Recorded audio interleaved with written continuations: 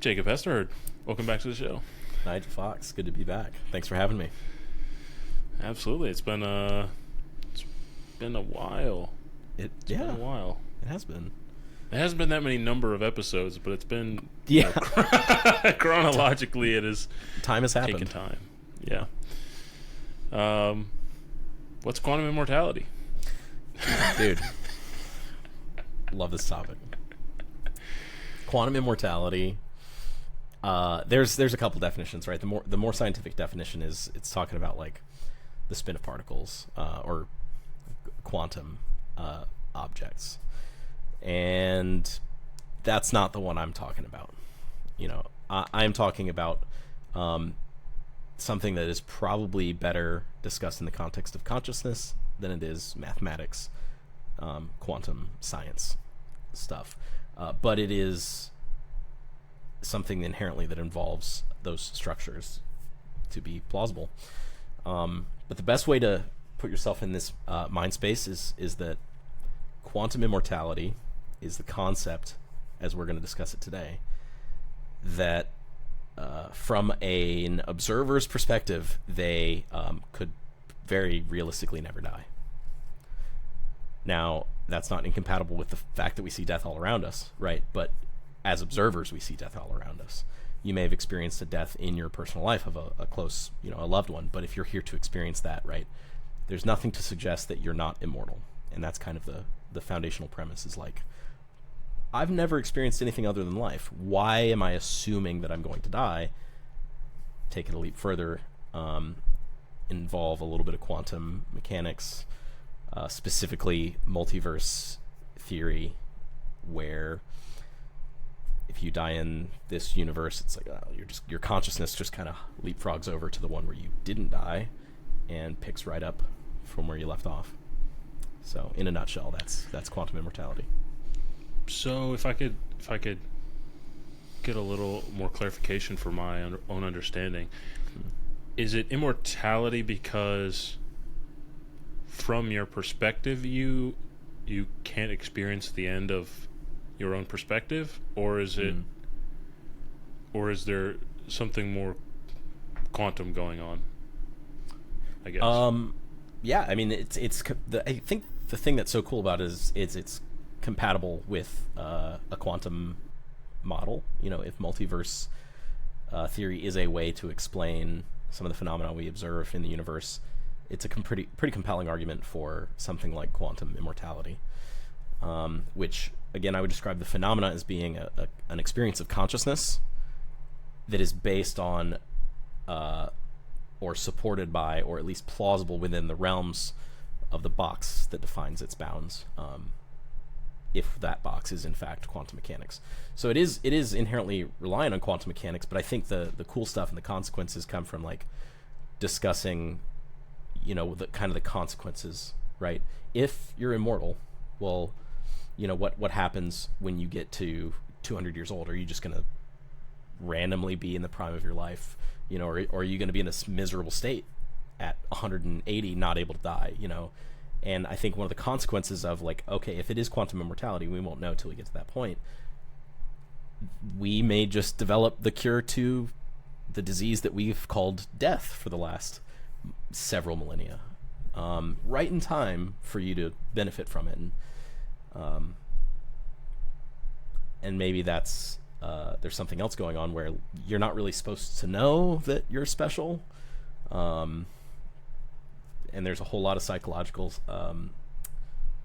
ramifications that we could talk about there, but quantum immortality wise, right, from your perspective, the cure for cancer, the cure for death itself would happen in your lifetime.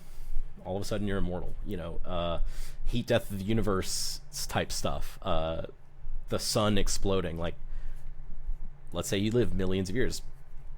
Well, before that happens, we've colonized the entire galaxy, and we're living sustainably and stuff. So, so where did you hear about this idea? It's been so long. I'm not even sure. I think it was a combination of just thinking about some of the consequences of some of the potential models of a quantum universe, like the multiverse theory. I think I think when I thought about the multiverse theory for long enough, and humanity's kind of existential, just constant like fear of death, right? That just was a natural conclusion. I'm not going to claim I was the first to come up with it, or even that I came up with it in a vacuum, separately from someone else. I probably heard a whisper of it somewhere, and that really got me going. But I would say this would have been probably 9-10 years ago, that I first kind of started thinking like, oh, like, that's possible. And then just over the years really worked out how I feel about what some of the consequences of that paradigm might be. It wasn't all at once 9 years ago, you know. Mm-hmm. Yeah, it's a pretty interesting idea. I think it sounds like it's integrally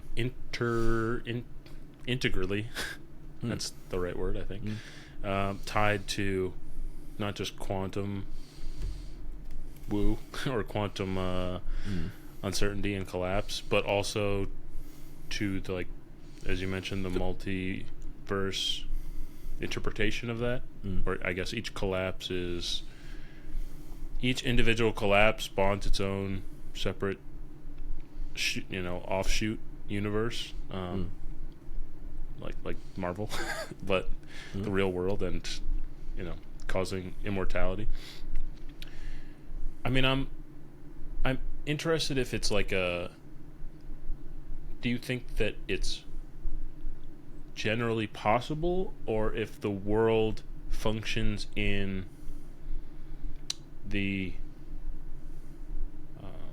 parameters that you're describing, that it's almost a certainty that that's the way that it would work? Yeah, that's tough because we understand so little about consciousness, and then it requires you to allow yourself to be a little bit poetic, which is not very scientific, and I think that's the question you're asking.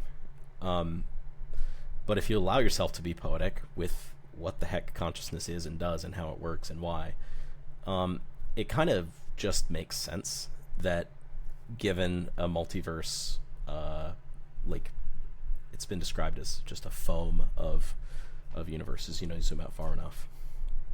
It's just little tiny entire universe, right? But there's just infinite, and we can't comprehend infinity universes to kind of hop to. That what else would happen? There's actually, I think the poetry really stems from the fact that quantum mechanics itself seems to be science approaching the topic of consciousness from the other direction accidentally, and that we're going to stumble into the ramifications of that at some point, but we haven't yet, so we don't really know that that's what we're knocking on the door of. But quantum mechanics itself it does seem like a problem of consciousness. It may in fact become the solution to consciousness and help us kind of break through our understanding. And it's that gap between there that just like, wow, this feels right, that isn't scientific, but maybe the gap we need to bridge that. That poetry might be the bridge to that gap, I should say. So in a world where the multiverse theory is, proven to be accurate, I think it's poetic for that to be the consequence, quantum immortality. But not only that, my personal opinion is that it's incredibly likely, because as somebody who believes, we're here for a purpose, and that we don't really understand much of anything at all about our reality. So is that like if we're saying that you would continue living, right? And from your perspective, and only from your perspective, things would happen to align that you would just keep perpetually living, right? Would that insinuate that despite there being multiple universes, that there's actually only one strand among all of them that's you're truly conscious in, because you only experience one of them? That may be one of the paradigms that supports this narrative. Another would be that let's say, you're making the same decisions in all of them, except for the ones that must necessarily collapse. Or I should say, it's a problem of observation, right? Because you won't know what that one path ended up being until you're already further along it, looking back. And not just one or two hops, but let's say you're down to the point where you have, and we're talking about infinity here, so things get arbitrary really quick. But let's assume we're going to discuss this kind of metaphorically with a finite number of multiverses, right? Because the theory kind of requires infinite multiverses that get spawned every time you make a decision that could have gone multiple different ways, right? And that even includes just the twitch of your muscle, this way versus this way. Those infinite amount of multiverses kind of really support these theories. But to talk about it concretely, let's discuss a finite number of multiverses. Let's say there's 1,000, and when you're born, you're alive in all 1,000. And after a year of life, you're alive in 990 of them. And after 10 years of life, you're alive in 900 of them. And after 10,000 years, you're alive in 15 of them. It's really not till you get to one of those 15 that you can start looking back and see all the branching and dead ends that didn't make it, and start to import your lived experience past those points upon them going, were they really conscious?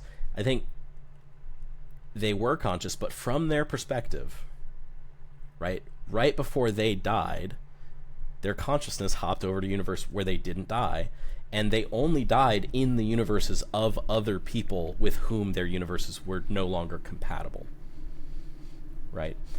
Yeah. So from their perspective, it's one consciousness, right? Because ultimately, if they end up leading to immortality, then there's kind of this singularity about that consciousness as X approaches infinity in a finite number of universes. But that constraint is not actually applicable because there are an infinite number of universes. So there are a couple things I want to touch on in there, because there's a lot of interesting ideas. One being, where should I start? I'll start with this one because it's the last thing you said. You know, you said when your universe stops being compatible with someone else's, right? Yeah. In your idea of how this works, when someone else dies in your life, right? Obviously, we both know people have passed away. Now, from their perspective, when they've lived past that moment, the version of us that they now interact with is not us, right? So would you say it's just an unconscious version of us? Or is it just a twin that's going to branch off and eventually diverge enough to not really be us? I think from the moment that universe splits, right? And there's one theory that you kind of die in each other's universes, right? Which is not my preferred theory. But let's say you continue to live at the moment of their death. Well, in their universe where they're still alive, that split you're describing that happens with us, I think is the best way to categorize it. You're exactly who you were at the moment of that split, but from that point on, you're going to start branching. You're going to probably start drifting choices little by little.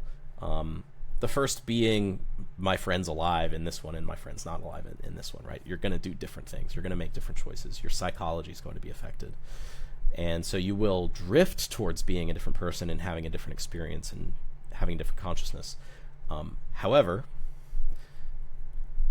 we have to keep in mind that from your perspective, your friend is dead. And so that it's hard to say that you that is in that universe is the you. Let's say the prime you. You're the prime you, and that's like the consequences of what would happen if your friend had survived. And it's just as real, but again, if we're going to wrap that all the way around to the beginning of the question, which implies, yeah, but from your perspective, it's like, well, that's the answer. From your perspective, your friend is dead. You know. So how would you know if you're prime you? I think by definition, you're prime you. Only because, let's say you're on a path that is going to die tomorrow. God forbid, from my perspective, because I'd hate to lose you from this universe. But let's say you were on that path. From your perspective, you are on that path, but when push comes to shove and that moment happens, your consciousness hops over to the universe where you survive. And so by definition, you are prime you, right? I think the fact that you have consciousness is the evidence that you're prime you, right? The moment you're not prime you, I think, is when we start getting into, like, you know, basically NPC territory, right?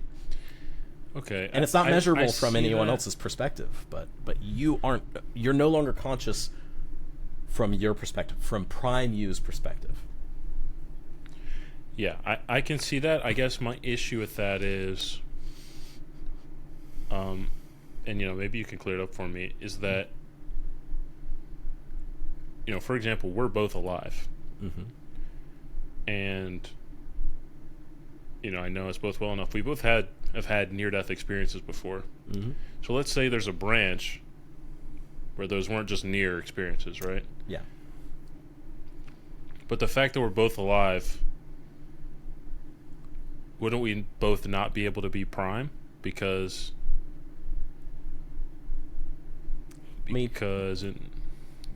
finish that thought. Confusing. Yeah. Well, because in the scenario where, say, I die, mm-hmm. that could be someone else's prime world, right? Someone out there, it's their prime world, right? Yeah, absolutely. It probably is. So then anyone I interact with after that point, mm-hmm. or technically after any given point, because you could die at any moment, mm-hmm. you couldn't be sure that they are prime, because it could have been anyone's universe, or it could have been everyone's. I don't, you know, it depends how you think about it, but... Yeah. I don't think you can ever know if someone is or isn't prime. I would suspect that sounds so funny. I know. I'm prime, okay? I'm prime.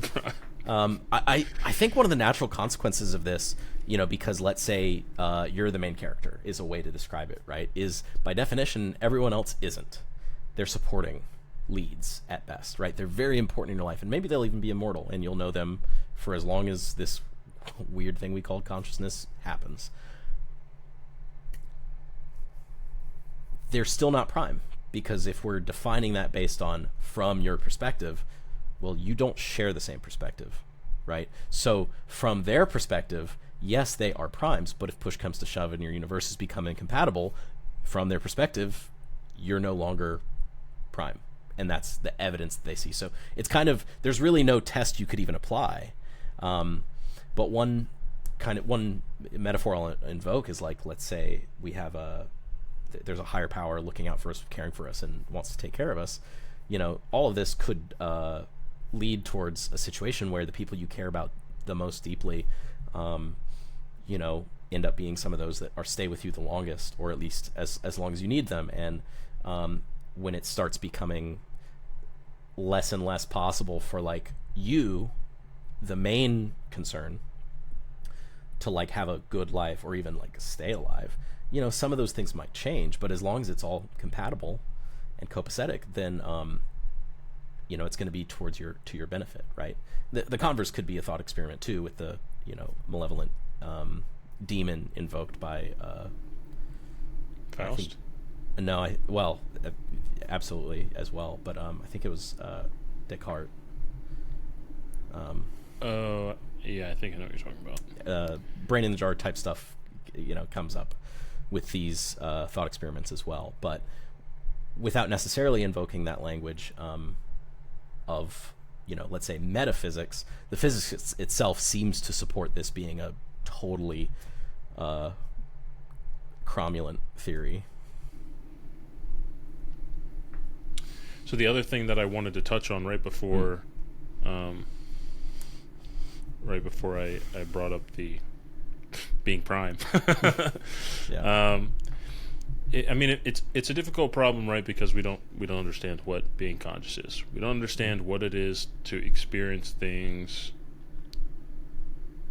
moment to moment, even though moments don't really exist, but that's how we experience everything. It doesn't make any sense, right? Right. So how does that play into, the continuity of experience, where I'm talking to you right now, and I'm still me talking to you right now, and in 5 seconds, have you ever heard of it might be based on a story, but there's a video game called Soma. It doesn't really have any relation to Soma from A Brave New World. Right. But essentially the idea is you play as like I don't know if you're a person or a robot or some cross between. Essentially, you're playing through the game, and spoilers, it's a very old game. It's an old game, so it doesn't matter. But you're playing through the game, and like when you save, you move on, and then at the very end of the game, you save right before like completing. You're pretty much trying to escape this, underwater city or something like that. And the last time you save, typically when you save, it like gets you a new body. So you like kind of load up into this new body in a different place. So you save the game, assuming that you'll save and load up into the rocket that's escaping. But instead you save and nothing happens. And then in the rocket, like, you're there too, because essentially what you've been doing is you've been replicating your consciousness, right? And from the experience of any one of those, let's say, body doubles that you've been saving into, it's been completely continuous to be the person left behind, and it's been completely continuous to be the person like up in the rocket. Does that make sense? Sure. It's the same problem of the teleporter theory. Right? If it kills you? You teleport, every time you teleport, it kills you, but your consciousness just happens to carry over to the new one, and the experience is completely seamless, and you'd never know. I mean, yeah, it's an interesting problem, and I think, you don't even need teleporters, really. I'm familiar with the problem, but just even moment to moment, how... Sure. Or going to sleep going and to waking sleep, up. Which I've had that particular anxiety before, after ironically not having enough sleep and not being able to think straight. It's like, if I go to sleep, there's a non-0% chance I'll die.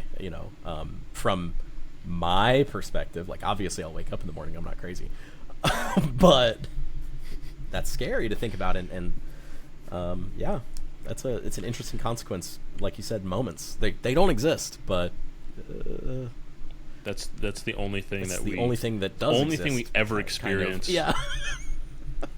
Like with any real tangible direct, you can think about the future and you can think about the past, which was just the present, which you experienced very viscerally, but is now, infinitely gone.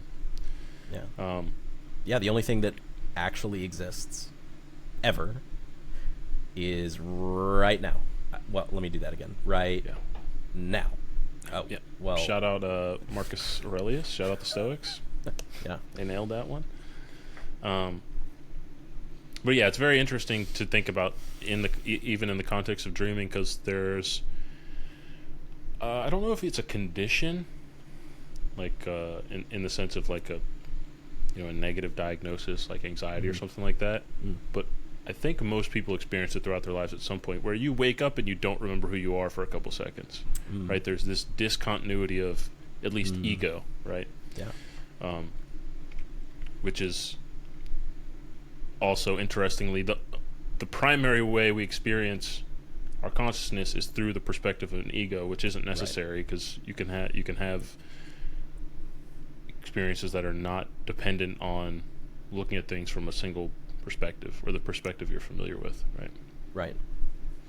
Yeah, I think ego, that way to pilot the ship, if you will, is very useful, and it's kind of a survival mechanism that has proven to be very useful if you want to look at it very cold and scientific and natural selection. It's like, well, of course that would happen. It's the natural consequence of a well-integrated system is that it would be piloted by somebody who knows what they're doing. And the natural consequence of that is the ego. But at the same time, if you look at it a little bit more poetically, I love this. I hate to not attribute it to its appropriate author, but we're the universe experiencing itself.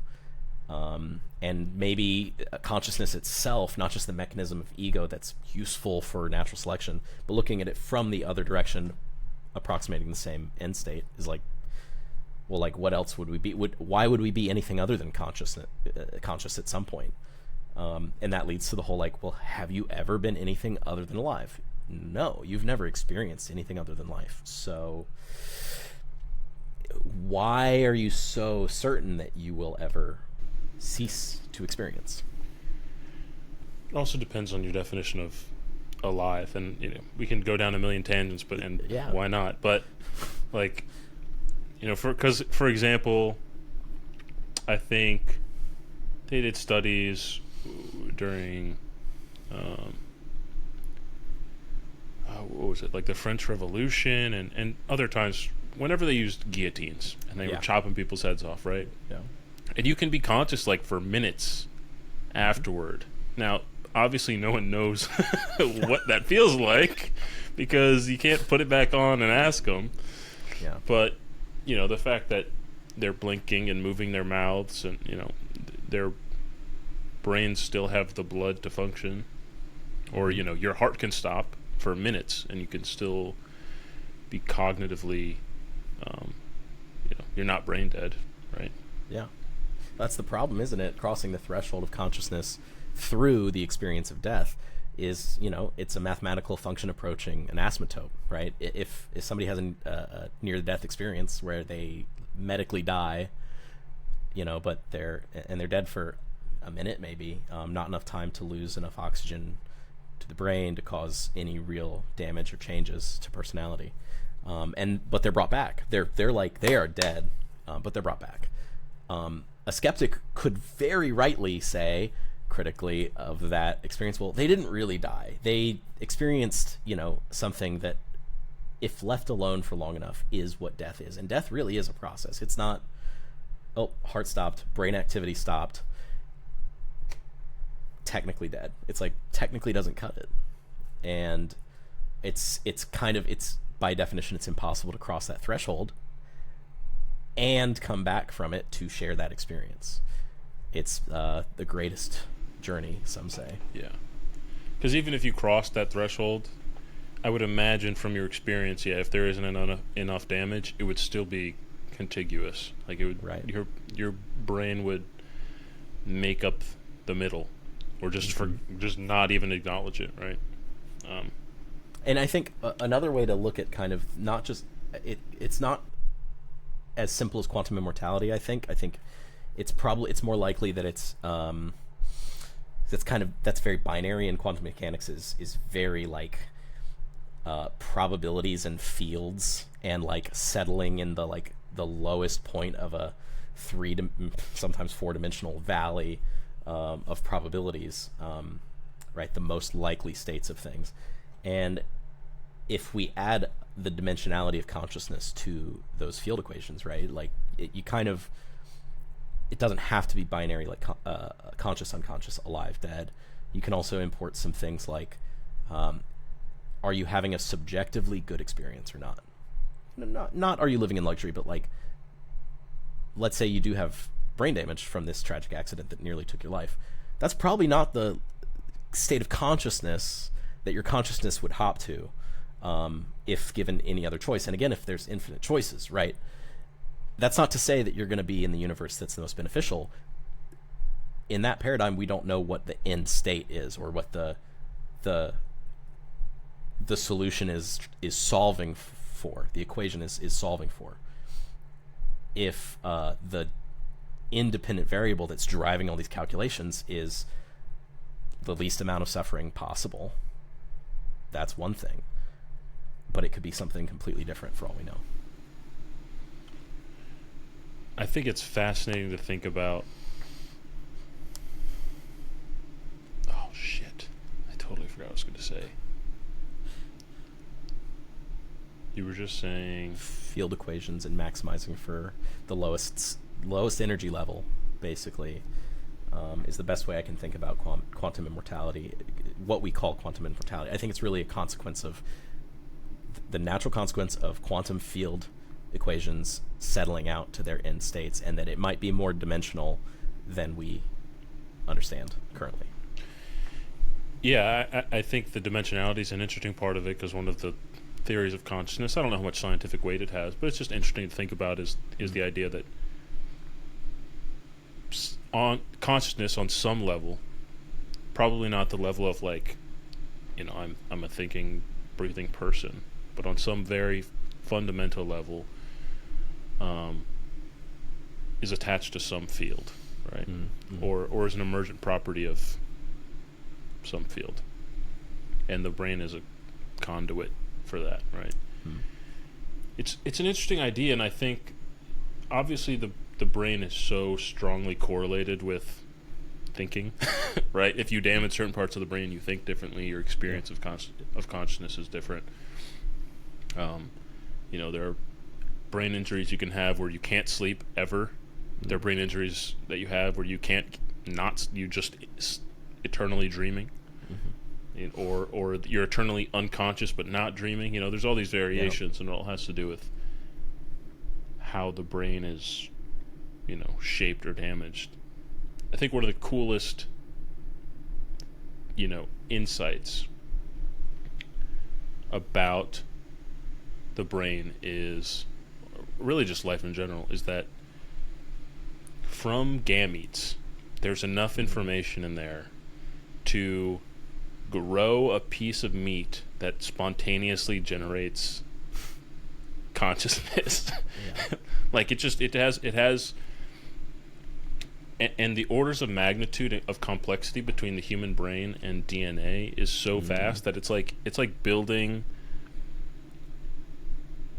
I don't even know, it's like building a city out of cubes the size of planets. It's absurdly misscaled. It doesn't make any sense how it works.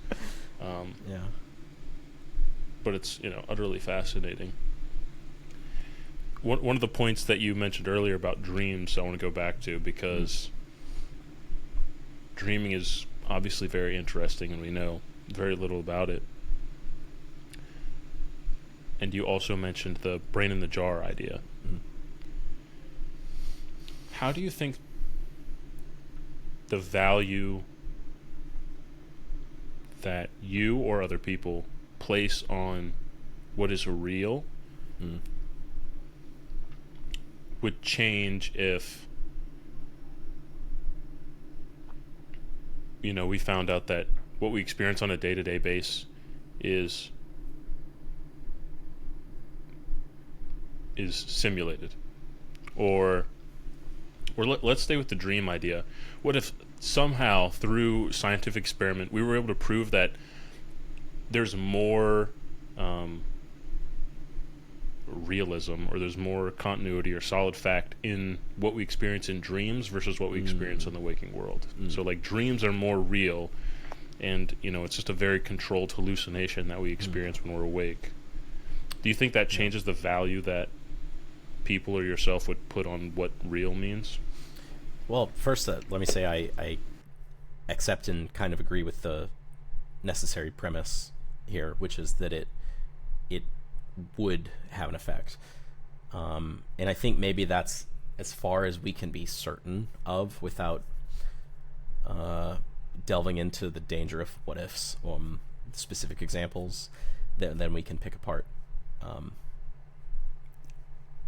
I think that it would recontextualize, and that could be for better or for worse, right? The thing we could learn about the true nature of reality could make us incredibly hopeful that, there's let's look at two extreme paradigms where like nothing is real. You're in a simulation.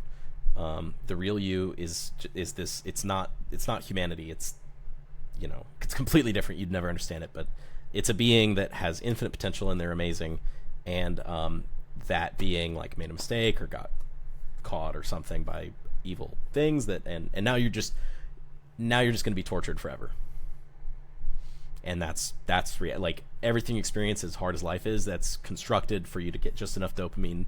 What you experience is dopamine, to get through the day, just to have it all ripped away from you meticulously over infinity. And that's horrifying to think about. That would recontextualize your experience a lot.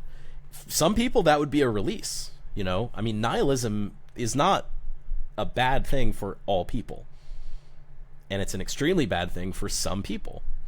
On the flip side, you could find out that this world is almost like a nursery for nascent souls that we're just being tended to until we mature enough to join like essentially a pantheon, right? Or an alien civilization, or invoke whatever higher power you want. It's the same metaphor.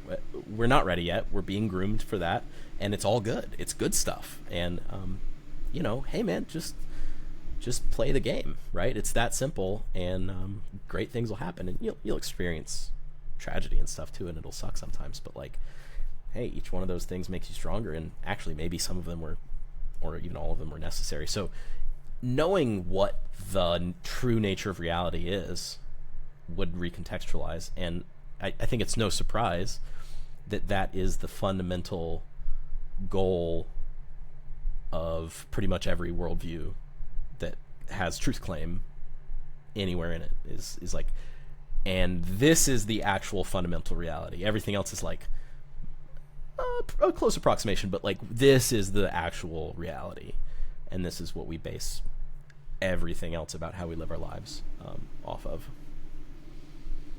I think it's an important question because of the advancement of technology nowadays with large language models, which we can call AI. They aren't quite really Right. AI, but in our lifetime, that's definitely a potential reality. And then also, virtual realities, where people are already getting so invested in these, what we consider not real,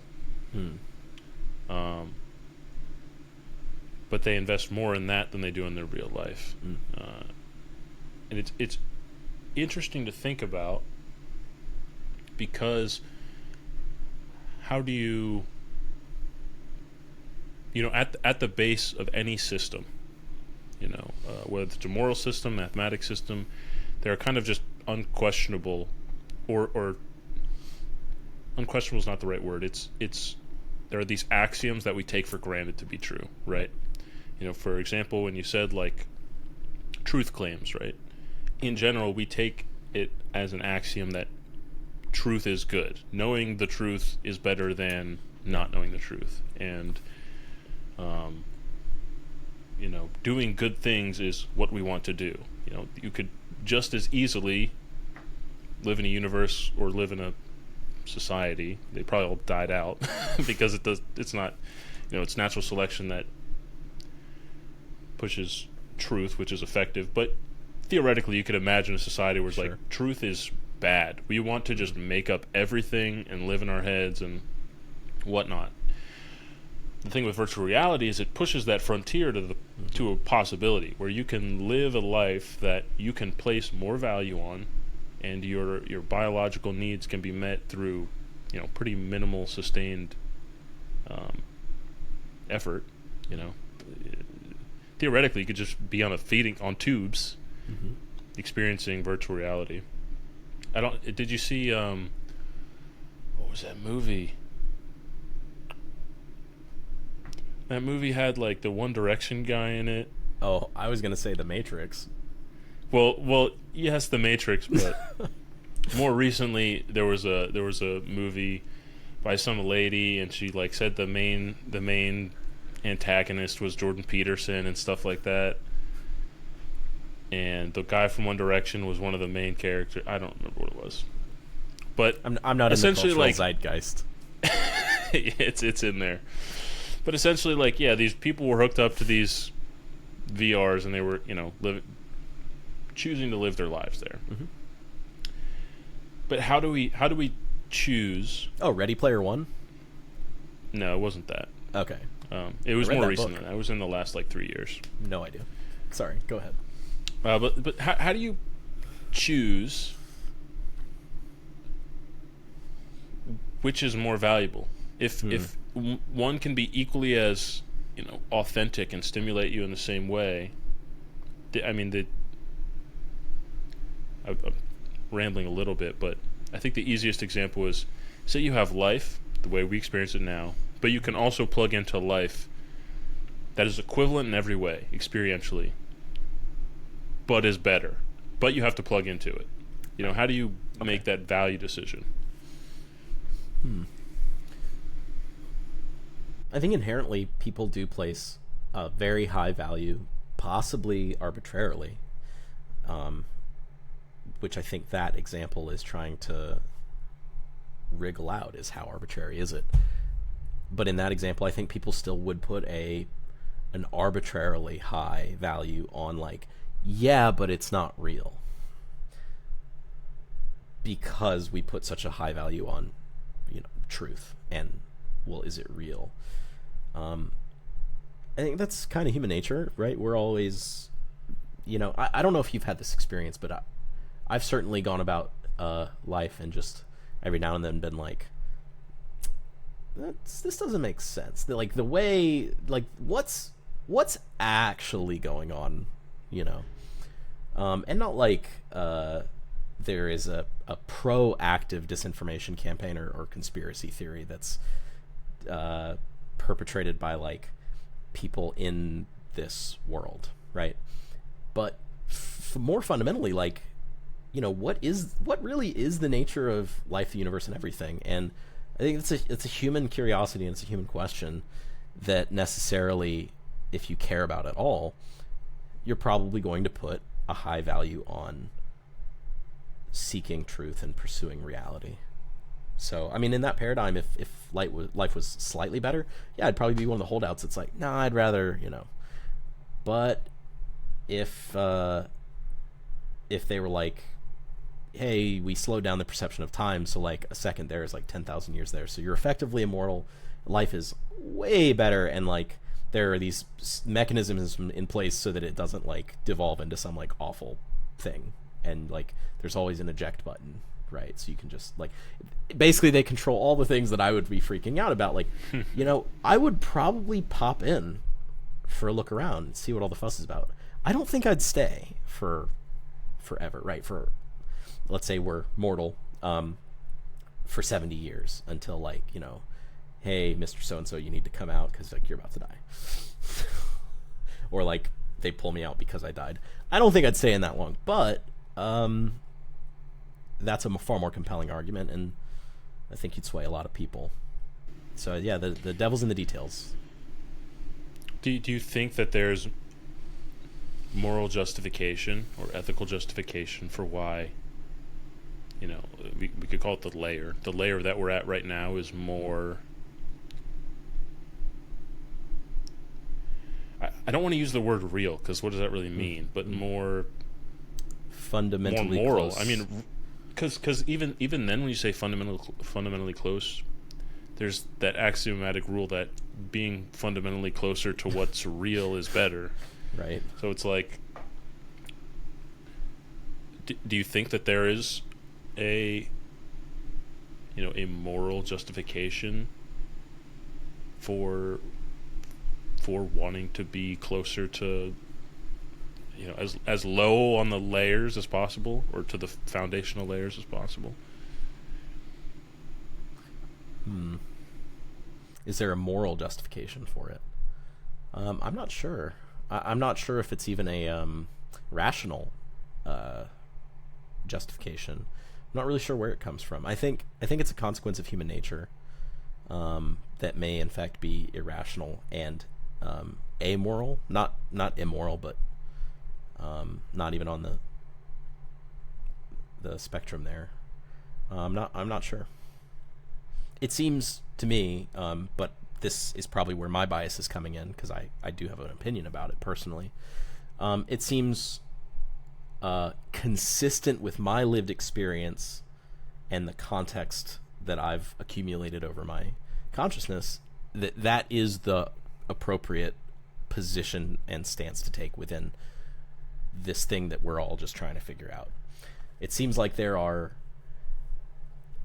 perhaps not defensively in a sociology or psychology class dissertation, but contextually from the perspective of the one living that experience, subjectively they can come to conclusions themselves. And the one that I've come to is that the most consistent thing is that truth is good. Let's maximize for that while, minimizing for suffering, and let's take care of as many people as we can. And those kind of axioms are natural consequences of, I guess, just caring to ask the question. Plenty of people are just fine not caring, not asking that question. And that, I think, is the experience that I think that's the problem of evil. This isn't necessarily related, but because it's come up, I don't really think there's any very few bad guys. I think most people are the main character in their story. And they might be dealing with some stuff where they think everyone's out to get them and they're acting what we would consider irrationally. But from their perspective, I don't think they're being evil. And there are exceptions to that, because some people just choose. They're like, I've suffered so much, I'm going to make other people suffer. I think that definitely happens. But for the most part, I think most people are just kind of trying to live their best life, So one thing I want to touch on, because of your description of why you would consider, our everyday lives more foundational. I think you kind of hinted at, like, that's where we spend the most time, and that's, as far as we know, that's where we're, created, at least on some level. That's where we have our relationships and stuff. So, in the modern world, a lot of this stuff is changing, very quickly. Obviously, we already talked about VR, but something else that's really interesting is young people, probably, Zoomers, Zoomers and Gen Alpha. I think it's on average they spend like 6 to 8 hours on like social media on their phones and stuff like that a day. And when you really think about it, if you're spending 8 hours a day on social media, 8 hours a day asleep, 8 hours a day awake, but how much of that is like really like not in the days awake? It's it begs the question, at the very least, if you're spending most of your time like on something simulated like social media, right, where you do have connections, it does stimulate your nervous system, gives you dopamine, all this stuff, and for some people it really rules their lives. And I think from an outside perspective, it's easy to kind of look down on that, but just from the perspective of like study and understanding, it's really interesting to see so much investment in something that is on a device. Like it doesn't exist. Like it like you could put it down, or if there was an EMP or the power went out. We just had a hurricane down here in Georgia. Power's out, it's just completely gone. Yet people prioritize that way above real life, their likes, their follows, their shares, more than real connections with real people. Yeah, I think what it comes down to is, because it's like any tool, back in caveman times, I'd probably very, very prioritize having a fire every night. And one of the consequences of that will be that we gather around the fire and tell stories, and some of those stories will be tall tales, and it'll be like, the elder will come in. Like, back in my day, we didn't have fire, and say, this darn generation, they tell lies to each other all night. That's not reality. And meanwhile, I'm living an amazing life with like my whole tribe, and I'm going like, Grandpa, this is the most real thing there is. And really what that is perspective. And from the inside perspective, right, that's the reality that I've chosen. And that's probably more fundamentally real to me, and that's why I chose it. And from an outside perspective, you could say like, yeah, but that's not real. And that's where we get into two definitions of real. It's like, one definition of real is like closer to fundamental objective truth. And then one definition of real is, by its nature, subjective. It's what are you maximizing for? It sounds like you're granting some validity to the, what the youngsters are doing nowadays. Yeah, I try not to be the old man yelling sure. at clouds, and realize that it will be them one day.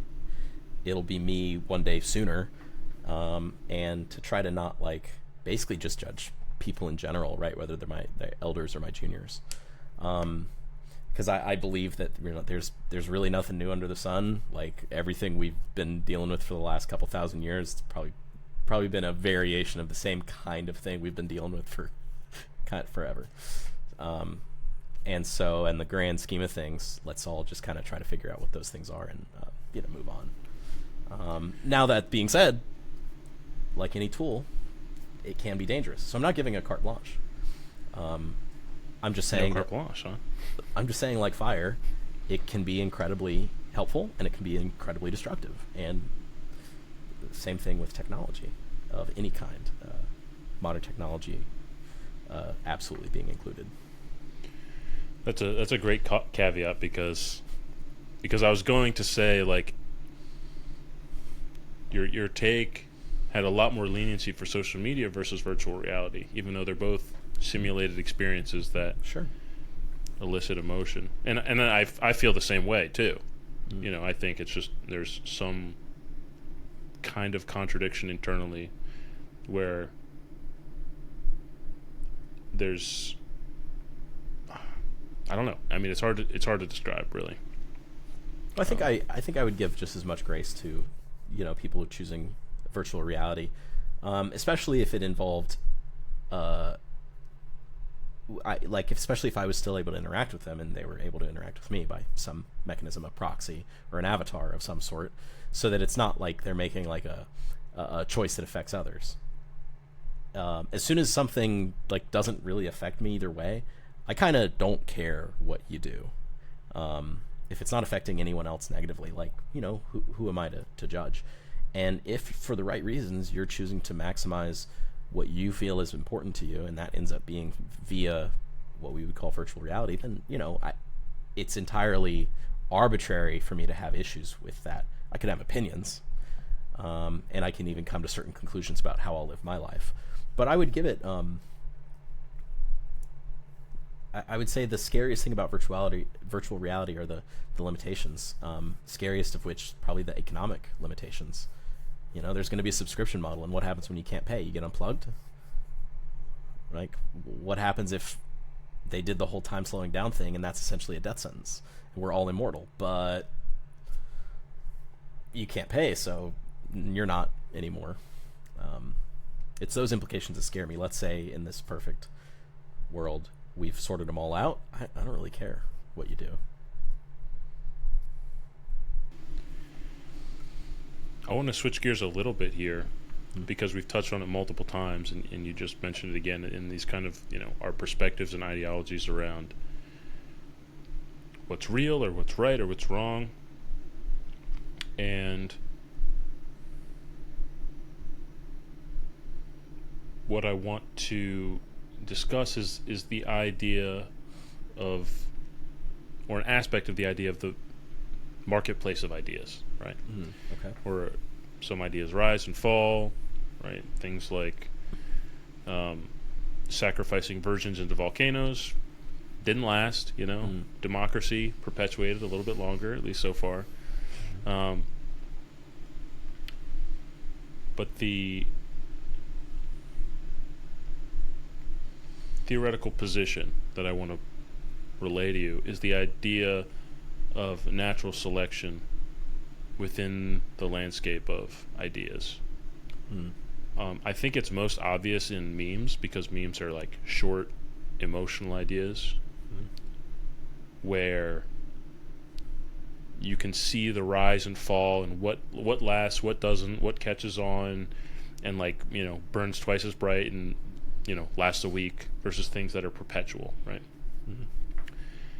And I think that this holds true with all ideologies, or almost all ideologies. Of course, there can be external factors that kind of throw a wrench into natural selection. But what if ideas, like organisms, governed by natural selection, don't manifest the best ideas, right? Yeah. Because in organisms, we don't make the best organisms. It's like a local maximum, things that mate and things that survive to mate and spread, essentially, right? Yeah. I think that is just true, right? I don't think that the marketplace of ideas is exclusively stocked with ideas and also the right answer. I think it's far more often the case that the marketplace of ideas for a particular question is stocked with several variations of an attempt to approximate the best possible answer, and all of the ones that are currently out there fall short. And I think that the marketplace of ideas is trying to approximate the correct answer to whatever the problem is. But it itself, to personify it, it understands that it's not going to achieve it. It's just that's the goal that they're aiming towards, and if they land really close to it, that's a win. But I think it's really important to realize that is an inherent limitation in every discussion we have, right? Whenever I hear an argument in my office, often political, I try to remind the people behind me that we agree about more than we disagree about, and let's try to start with what we agree about, because we get so tied up and invested in figuring out the right answer to something that we may never actually get to, and that sadly the best way of getting there is probably more collaborative than it is competitive in a lot of domains. When it comes to problems of social problems, right, I think that the solution to that is collaborative. When it comes to a problem of economic, I think it's competitive. So I think there's a healthy mix of both, but we should understand the benefits and the limitations inherent to any problem that we're trying to solve before we start arguing about how to solve it. Okay, I agree with that, but I don't want to get caught up in politics. Essentially, I don't want to go down that road, right? Yeah. But I guess more what I'm leaning toward is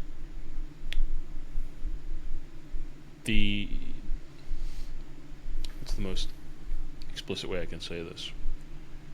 In the same way that memes that spread, they don't select for the most truthful thing. They don't select for the most immoral thing. They don't select for the most, pick your dimension of choice. Right.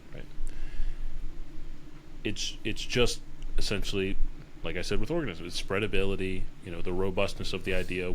Is it easy to communicate and easy to perpetuate? So in the long term of human ideologies and philosophies and thought,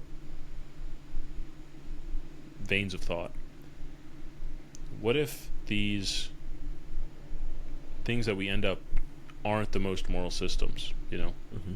don't seek out truth the most, don't seek out ethics or virtue or honor or integrity, you know what I mean? They, in the same way that memes don't. Memes a lot of time are the basis, like the most gnarly stuff you can find on the internet. They're they select for being hilarious or enraging, right? Mm-hmm. And I can see that happening, theoretically, over the long term, because I think it's slower with fully scoped ideas and philosophies. But over the long term, I can see how society at large could get swept up with a philosophy that is, not all the things that we typically think of as being the right direction. Yeah, I think that just is true. These things aren't selecting for whatever I place the most value on, and even if one does, you might have a different opinion about what it should be maximizing for, and it's not maximizing for what you would put the most value on. And an idea given enough time, attention, and resources becomes an institution, and institutions are inherently worried the most about self-preservation, and then the mission second, right? The mission is why they exist, but they can't exist if they don't exist. They can't do the mission if they don't exist, so they need to exist first. And suddenly the mission is playing second fiddle to just self-sustaining. I think then the question becomes like, is that okay? Is that morally justifiable? Or do we need to scrap the whole thing and just find some other paradigm that works? Can you clarify on what is morally justifiable? If it's morally justifiable that institutions be concerned with self-preservation rather than what they claim to be there to maximize.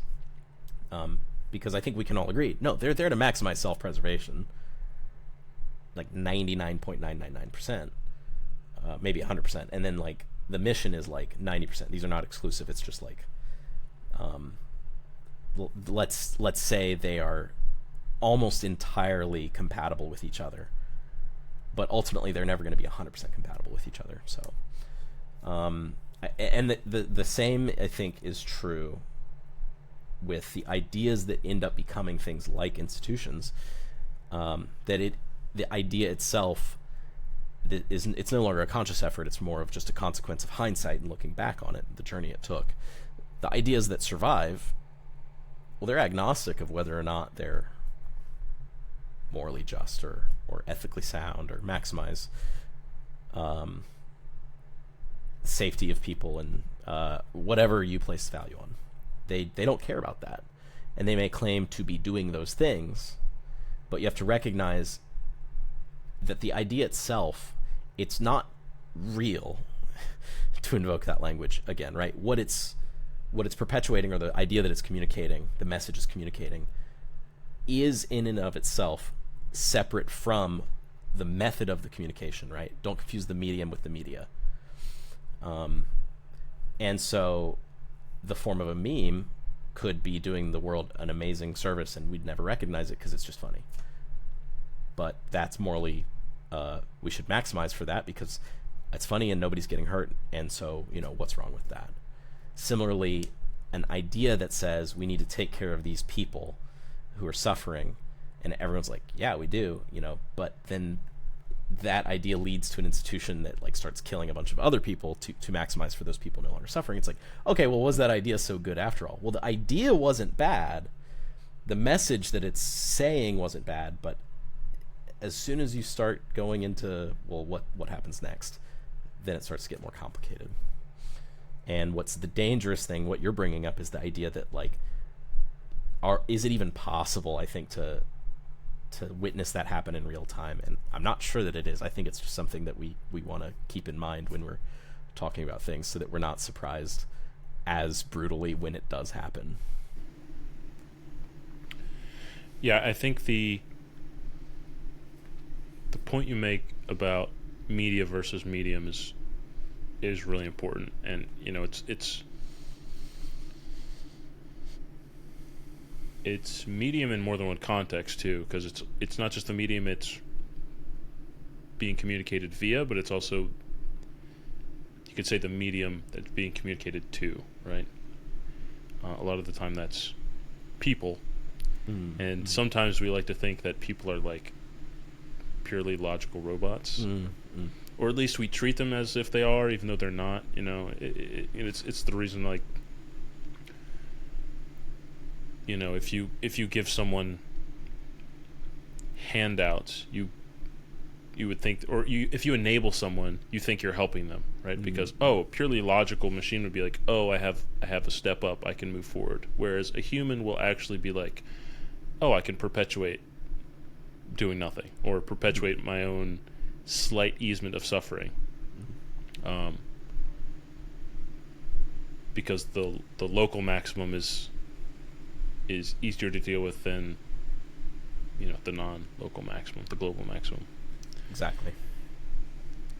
I think what I want to get at even further is the idea that regardless of the medium of the message, or the, because I guess say the platform that it's being communicated to, which is people or whatever, the ideas themselves could have an inherent chink in them, not innately, but in the context of the fact that we live in a world that is largely governed by natural selection. Whereas I think a good example would be, let's say that we'll go back to the same idea where somehow scientifically we're able to prove that not having kids, or let's just say not having kids, is by far the most moral and ethical choice that you can have, right? By virtue of the fact that the idea is non-perpetuating, regardless of the fact that it may be right, in this context, it will never perpetuate, and humanity is doomed in this context to never actually achieve its highest potential in, we'll just say, morality for this context. Now, this is a really blatant idea, but like you could see how it could apply to even something as simple as like war, being an absolute peaceful nation.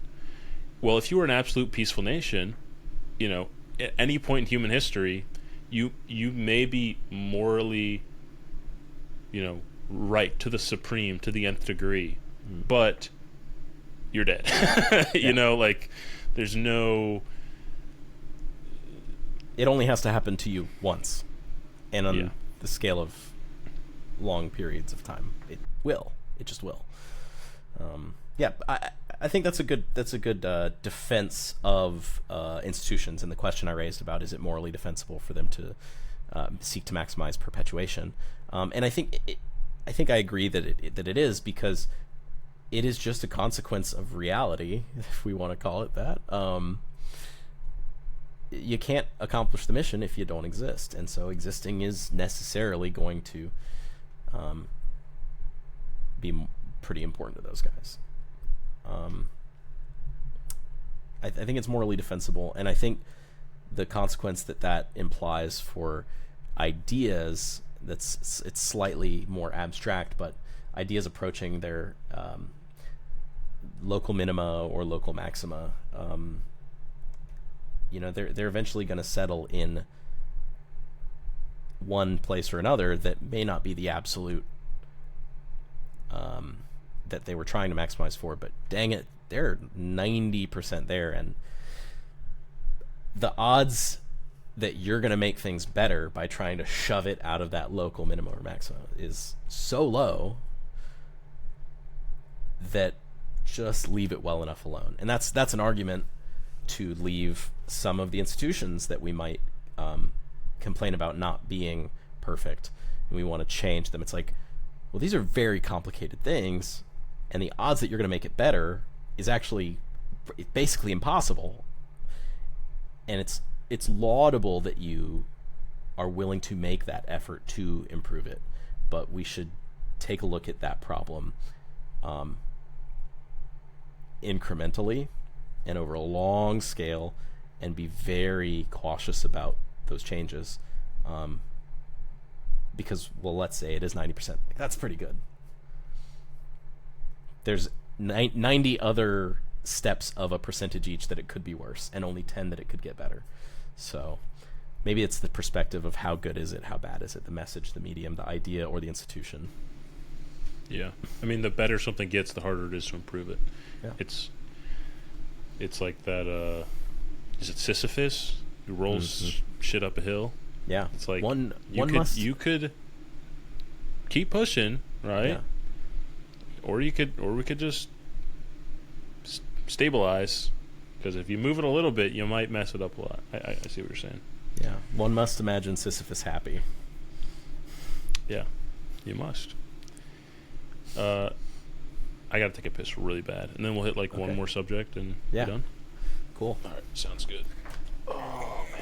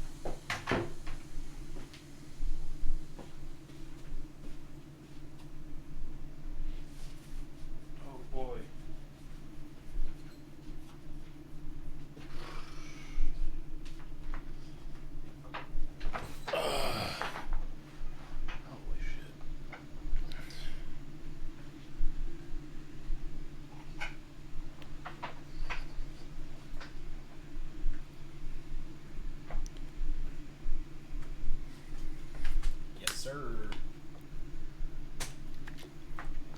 Yes, sir. Can't forget the Bev. Nice. This episode is brought to you by Secret Labs. Or Secret Lab. Dude, have you ever had Fat Tire? Oh, yeah. I love Fat Tire. Also brought to you by Fat Tire and Corona Extra. Live Life Extra. We are Amazon affiliates. Go hit our Amazon links for Fat Tire and Corona Extra. If you like my setup, it's a complete studio set, but it's real in the sense that you can buy everything with my Amazon affiliate link. It's real in the sense that you can see it on Instagram. Yeah. And you can like the pictures. My real name's not even Jacob. Okay, would you rather talk about honor and death, or would you rather talk about perspective as it relates to consciousness and ants? Ants are my example. I don't have a study or anything, unfortunately. Okay. I think the latter, because my pivot to honor and death, like, kind of was more like the moral philosophical consequences of, like, immortality, and, like, but what if the opposite, you know? Like, this is it. And then this just seems to track. It's going to be an easier transition for you, too, I think. It's kind of the wavelength we're on. Oh, it's going to be a very... Let me know. Ready when you are. Audio still good? Sounds great, yeah. All right, cool. Let me try to get in roughly the same position I was. Yeah, that's fine.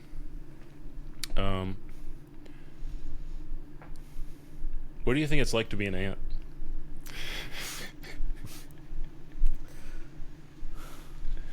You know, not sure I've ever considered that before. Really? I've thought about it a lot. But I'm very interested to hear your opinion. But I think my gut instinct says I don't think I would think much of it.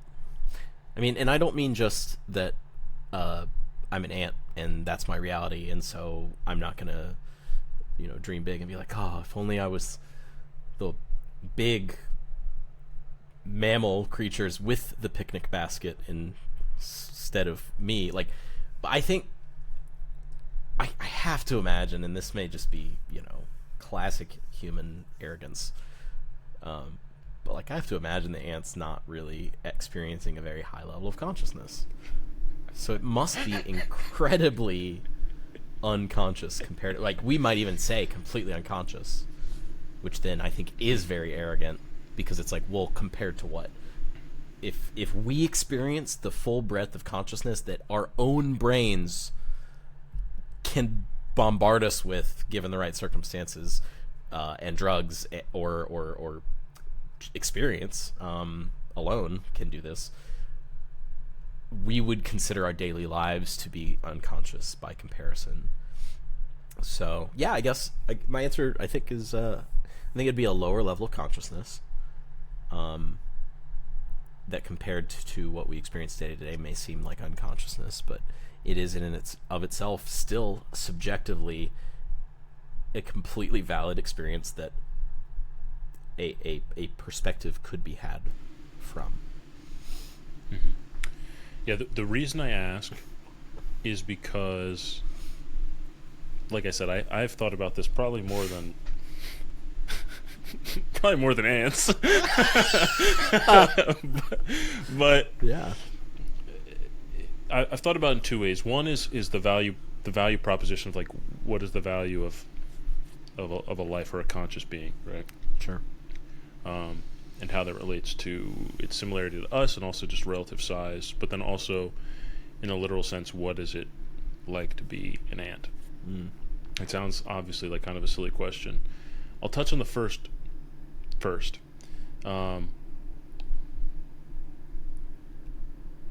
When I think about evaluating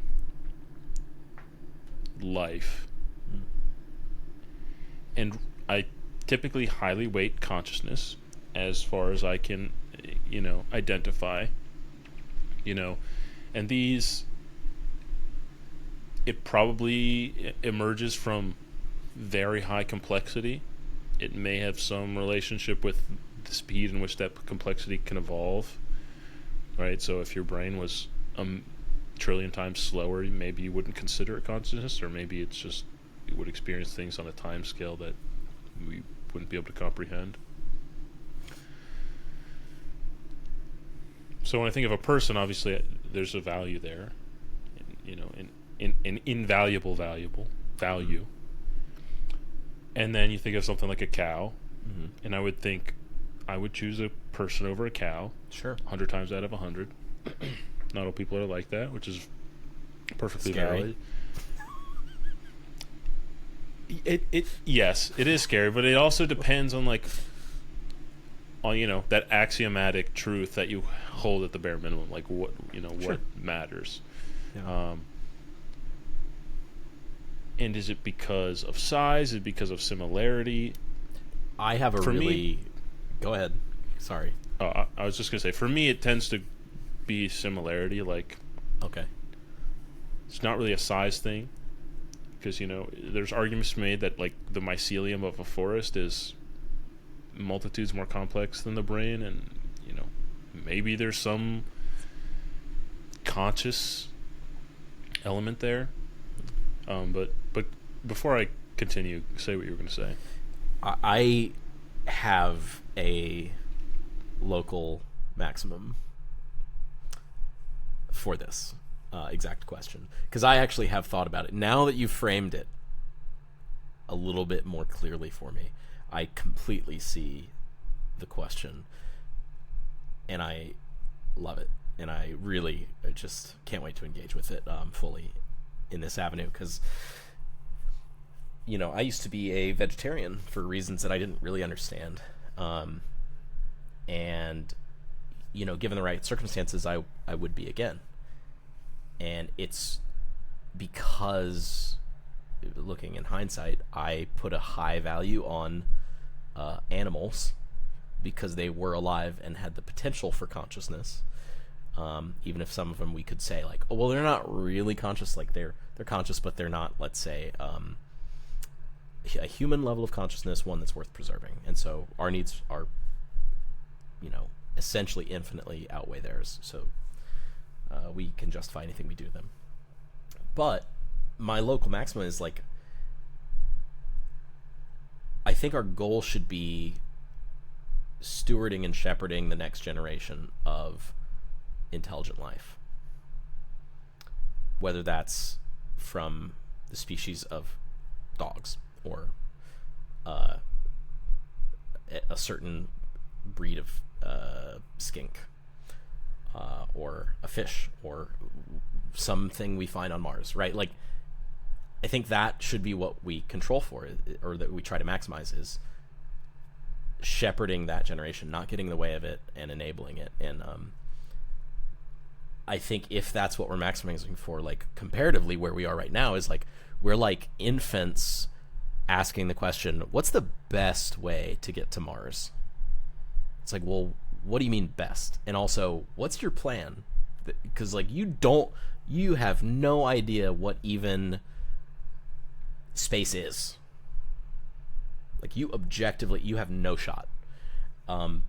With that said, a fully developed human with a team of other like awesome humans all working together can absolutely get to Mars like this year, maybe not this year, but we could do it.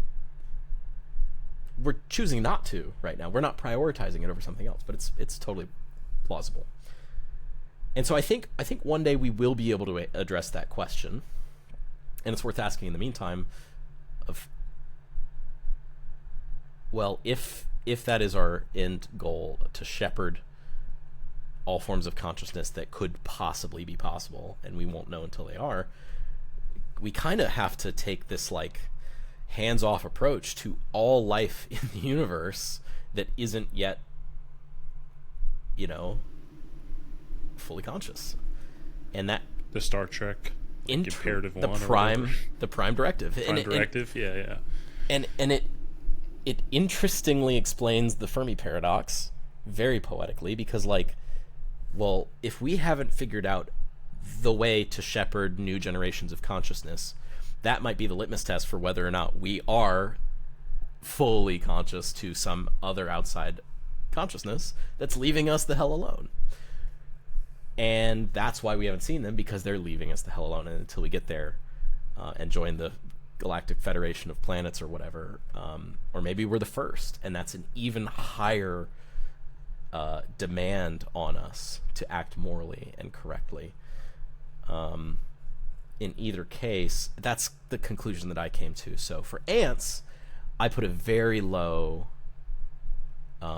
priority on, because from the very limited, from the baby piloting a spaceship amount of knowledge that I have, I'm guessing that probably very social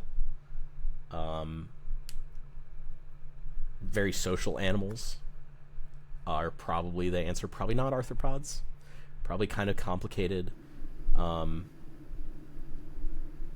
Octopus. Probably mammals, because of the whole like young and like, well, probably mammals with a really, really long gestation period for like the child after it's born. It's like, because then that kind of leads to like, well, now we need to create societies to take care of children. It's kind of a natural consequence of that.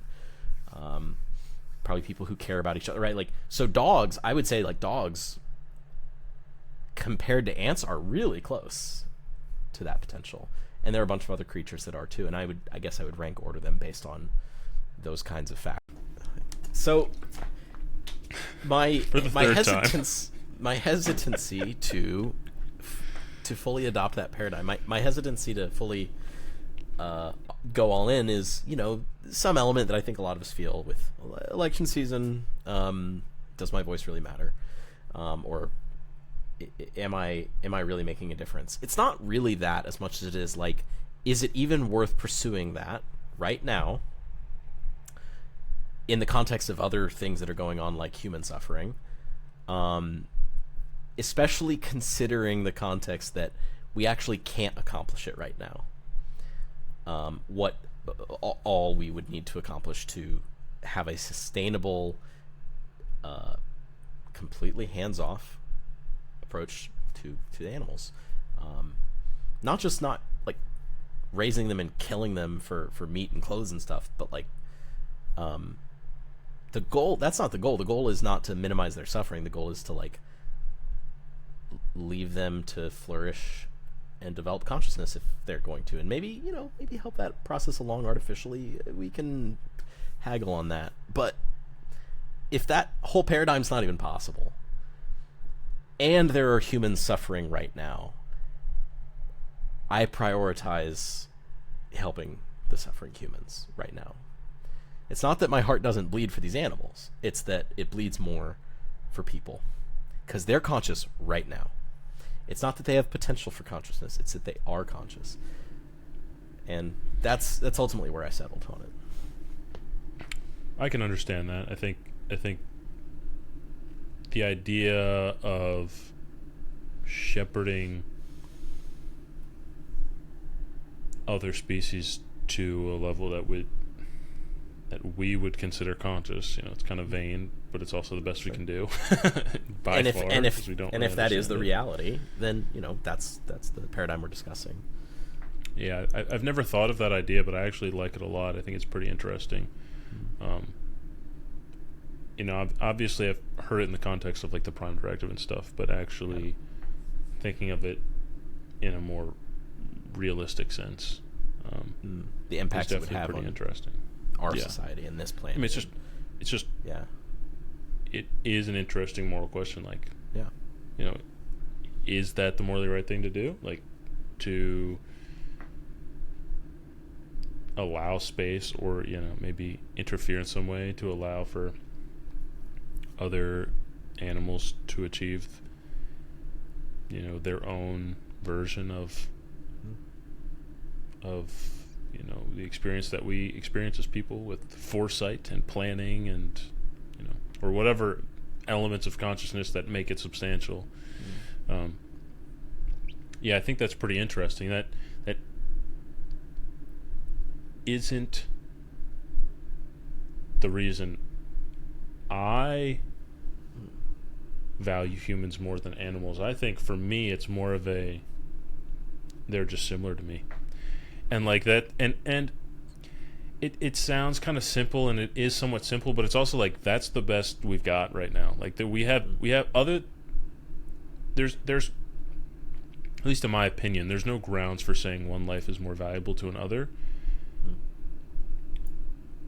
So it's kind of just up in the air. It's just like, what is the most reasonable without being obviously cruel, right? Obviously, I don't think that there's sustainable farming practices across the world. That's not what I'm saying. But conceptually, the idea of like, killing another animal instead of, because I wasn't coming at it from the vegetarian standpoint, just in general, like valuing a life more than another. That is my perspective. But how I get there, it varies, right? Because I think it's easy, and it may be correct to say that, an ant is probably less valuable than a cow. But in a lot of ways, an ant is probably more sensitive, right? And if we include sensory organs, which, eventually relate to the nervous system and the brain, which ants have, it's very small because ants are small, as being relevant, how sensitive they are. But I just think it's an interesting idea. And I alluded to this earlier, how there were kind of two reasons I brought this up. One was the value of a life, whether it's, based on purely the size of the animal. You brought up the idea of maybe it's the degrees of freedom between where they are now and where they could be, as far as like being conscious, or how close they are to consciousness. Because typically we don't just think like, oh, a smaller dog is worth less than a bigger dog, or a person who weighs 400 pounds is worth less than a person who weighs 100 pounds. Like, that's, size typically, to a large degree, doesn't make sense, but we kind of implicitly, I think a lot of people think that way. Like, they would attribute a bug is small, so it doesn't matter. Sure.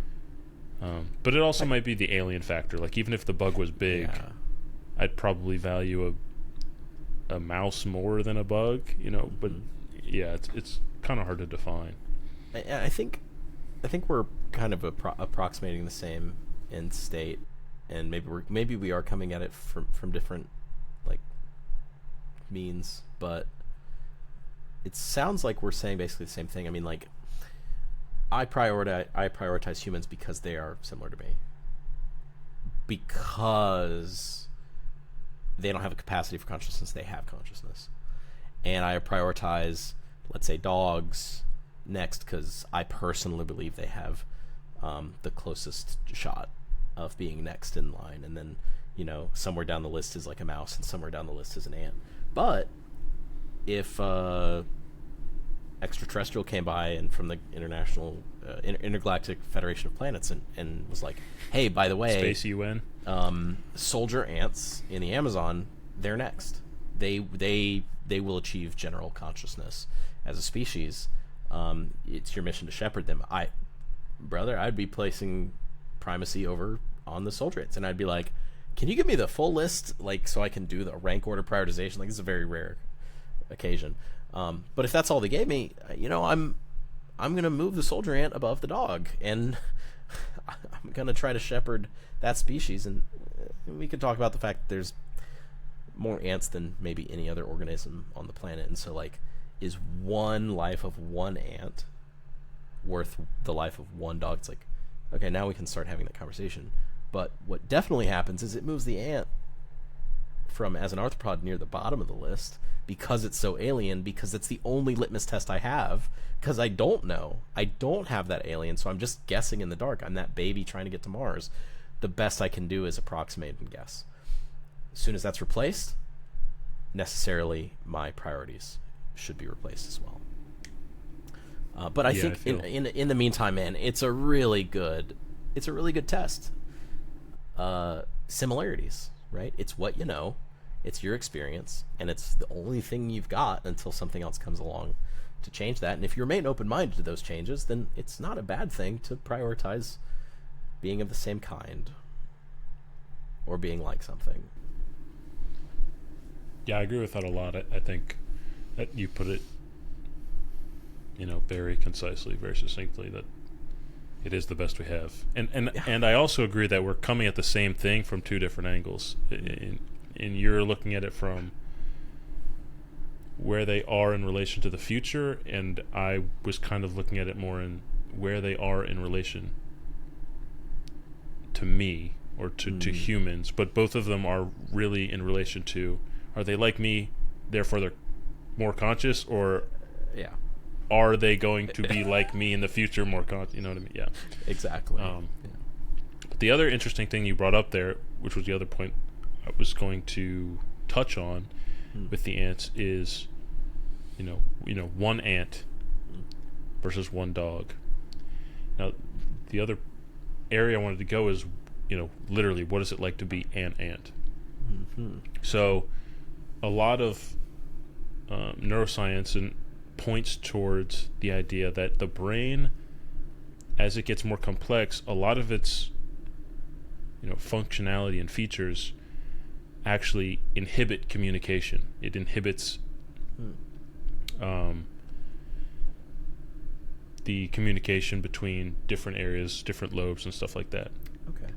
And I could kind of use the analogy of, like, as complexity increases, you need systems to break up feedback loops, right? In the same way, like in networking or switches and stuff like that.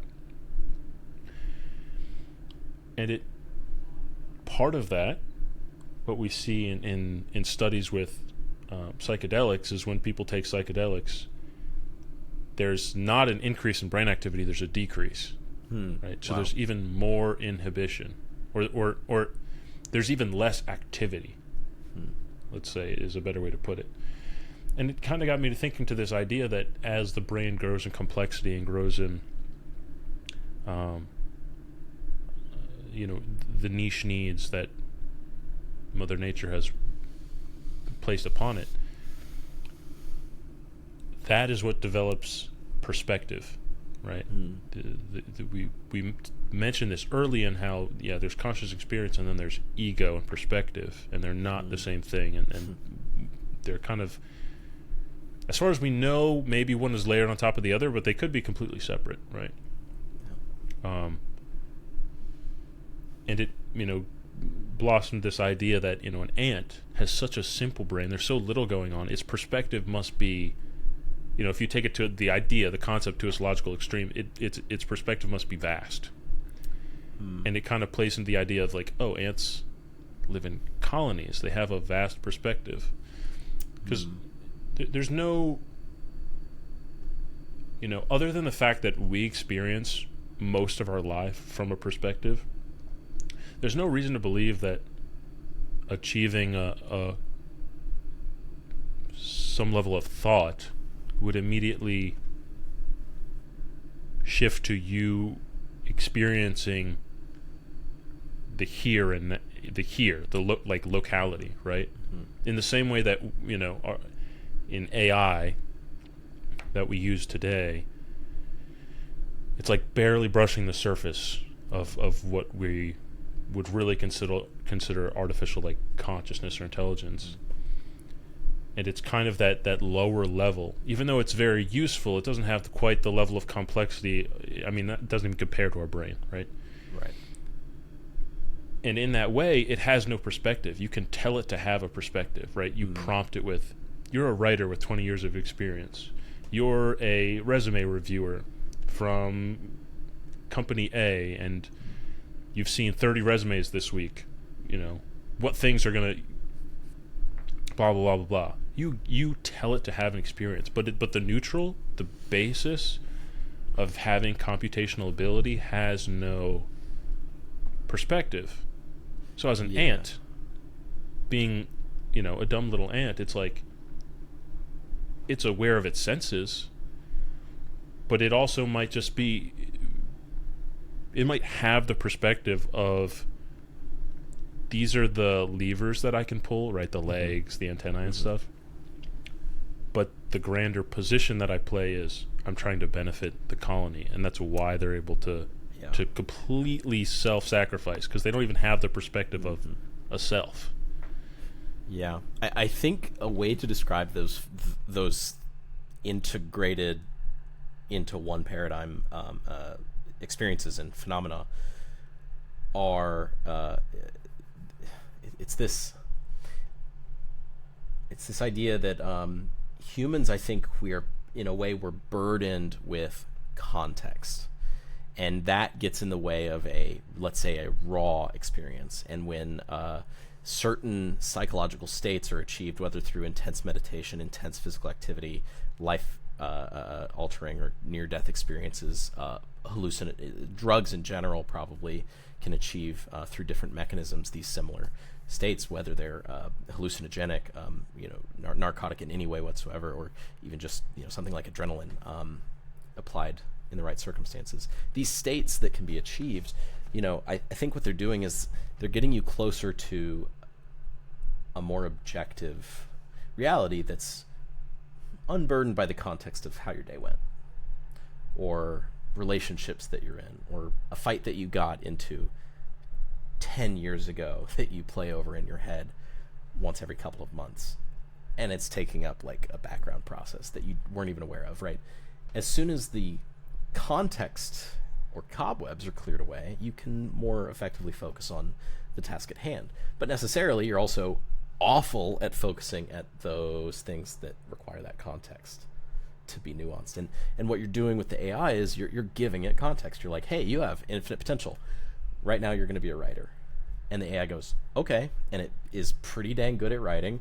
And in the context of that role as a writer, it's really garbage at a bunch of other stuff. If you tell it to be a writer, it probably measurably decreases its ability to do complex mathematical field equations.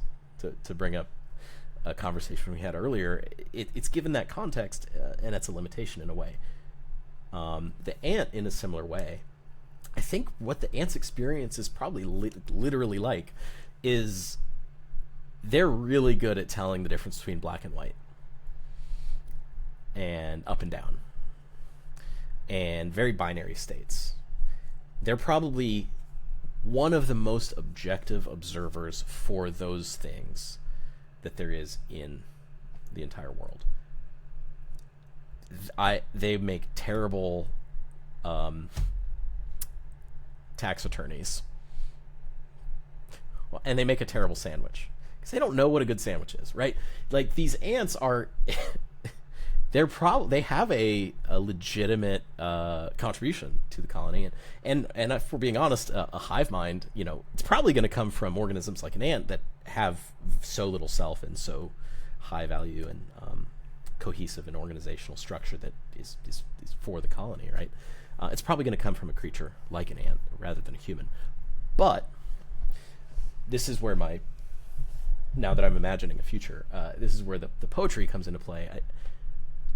Is that I think we're humans who are uniquely not like that at all, right? We're very, very individual, subjective. Well, you don't understand what I've been through. That's kind of our nature compared to an ant, starkly contrasting. But beautifully, I think if we can achieve that same sort of end state where we're all working together cohesively because that's what we all individually chose to do, that is the maximum possible accomplishment, right? That is the best possible thing we could ever hope for, right? A hive mind is cool and it does a really awesome thing, but it will only ever be at a relatively low level of consciousness compared to if incredibly complicated, incredibly conscious, incredibly selfish and self-preserving creatures like humans just go, you know what, let's all work completely together. Like, can you imagine the kinds of things we would get done on this planet if we just all one day were like, you know what, I agree with you, and it's everyone agreeing about everything, like, and we're like, better yet, we're all like, we're correct, right? We've put the greatest minds on it. We're like, oh, cool. That kind of hive mind from the stark contrast of consciousness where we have the burden of all that context, but now we can do something with it and leverage the computational power of 8 billion minds. I think that is the most admirable goal to strive towards. Again, not to minimize the ant, but there's just, I think the context is a necessary part of the equation to do like big things, important things. Because otherwise what you're doing is telling the difference between black and white and up and down. I'm gonna come in on the ants corner real quick. Okay, all right. To play devil's advocate here, you mentioned that if a hive mind were to occur, and maybe ant colonies are hive minds, maybe right. Beehives are hive minds. We don't know, but in the same way that we see ourselves as a unit, right? We start this. I am me. This is my body. If you do a lot of meditation, maybe you get a little bit outside that. It's it's just a vessel, or depending on your religious beliefs. But it's a broadly, generally true statement, at least for our day-to-day lives. In the same way that you consider your hand a part of you, but not you, or you consider any random cell in your body a part of you, but not you. And you can consciously use your hand to sacrifice itself to preserve the rest of you, right? If you had to chop off your hand to stop from drowning, if it was like trapped under a rock or something like that, right? You can consciously make that decision despite the fact that it's connected to you through, all kinds of cells, including neurons, through your nervous system. You think of it as a part of you. I see a lot of parallel between that and, the way an ant would see a fellow ant, right? It's not you, but it's part of you, or how, or almost how the hive, if you could imagine the perspective of the hive or the colony, would see an individual ant. Like, it's a piece, it's a pawn, you know what I mean? It's like a chessboard. You can sacrifice it to win something else, right? I think there's an element of the hive mind in the human brain, because it's made of a bunch of smaller computational living parts, right? Cells and stuff. And I think the analogy gets even more interesting when you think of objects that we identify with as well, right? Like if you have a favorite suit that when you see yourself in, is like, oh, this is me.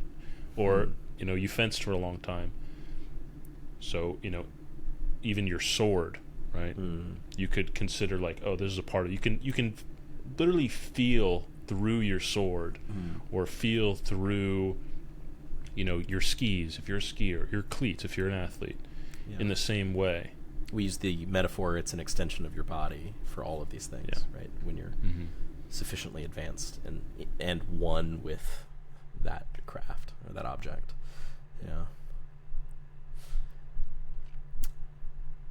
I think I'm optimistic at humanity's ability to uniquely accomplish such a monumental task of working collaboratively as a species. I don't know if it's around the corner, right? But I think if we don't completely wipe ourselves out, I think that's just what's going to happen one day, and we're going to achieve the kinds of things that an individual who chooses to sacrifice their hand, or an entire colony that goes like, I don't want to lose these 10,000 ants, but like it will preserve the colony. So here we go. When we're able to make those kinds of decisions that integrated as an entire collective of individuals, I think we are going to do amazing things. And I do think it's our inevitable future. I think it's our birthright. I think it's, speaking from my personal philosophy, I think that's what we are here to do. And one of the results of that is we will shepherd in the consciousness of the future species to go through that. I think it is a step in maturing, if we're to zoom out from the individual, not as a person, but it's a step in the species maturing. And I don't mean like evolution. I just mean like at the macro level, what direction are we headed towards? And what are we trying to maximize and minimize? But it's something that I'm optimistic about, cautiously optimistic, but optimistic nonetheless. Jacob Hesterherd, let's bring it home. Fox. Yeah, let's do it. It's been a great conversation. I think it might be our best conversation. Definitely very interesting. I was a big fan of this one. There's still some stones that we should overturn, but we covered a lot of good ground today, and I really appreciate the opportunity. Absolutely. Thanks for coming on. Any closing comments? I can't wait to see what's in store for next time. Absolutely. Thank you so much for watching and listening today. Remember to like, subscribe, and follow to keep up to date with new content as it comes out. I appreciate your support and encourage you to exchange your thoughts in the comments below. As always, keep an open mind.